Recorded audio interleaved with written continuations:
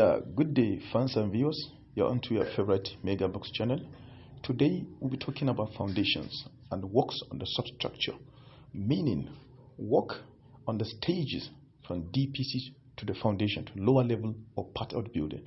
Now, we have different forms of considerations when it comes to deciding and designing the suitable foundation type for any kind of structure we want to erect or want to build. Now, we have factors that are determining our choice, our criteria for choosing suitable, most viable foundation type for structure. We have the soil bearing capacity. Now, we look at the soil type.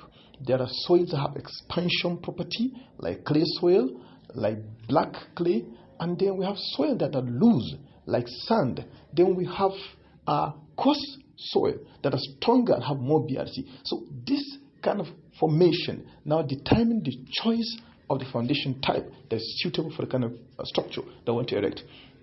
Now, on top of that, the loading on the building, the total weight of the structure itself, and the dead load and the imposed load, which is life load, representing the activities of human and other activities that are taking place in the building, also add cumulatively to the weight of the structure, which now bears on the foundation. That also determines one of the criteria we use in selecting the most suitable foundation type that we want to use. Now, you can see from various operations I've seen from the images here, where we have excavations being done at the ground level, we have trenches, and you can see the rebar we have been spreading. Now, some of these are raft foundation. When you have a spread of rebar, you have a slab all over the entire site. This is characteristic of a loose soil where there are potentials for expansion and for cracking and settlement over time. Now, we also have simple strip foundation, as you can see in this image here.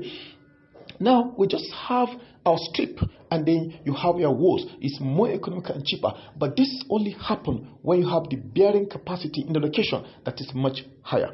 Then we have also pad foundation, which are done with isolated columns on a structure, most suitable, applicable to frame structure when you have to frame your structure, and then you have curtain walls to cover up the spaces. Now, these are some of the kind of foundations we have. Then we're talking about pile foundations, where you have multi-story structure that need to go deep before you can get a stratum, a very strong hard base where you can mount your end pile, or you can also use shearing, where you can have a shear force on the side and surface of the pile to now balance up with the loading and the action on the structure. So these are the factors that we now consider in determining a suitable foundation. Now, groundwork, it is the lifewire of every structure.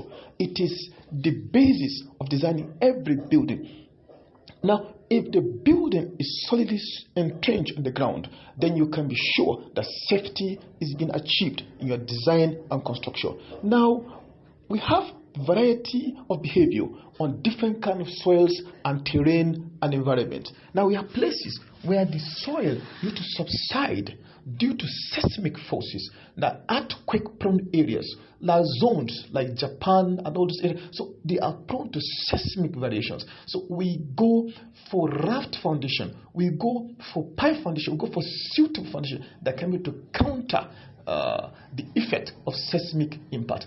Ordinary building, we have exterior effect from wind load. We have exterior effect from activities of life loads, human activities as well. So this cumulatively also affect the kind of choice, the criteria we adopt in adopting and choosing a suitable foundation for a structure.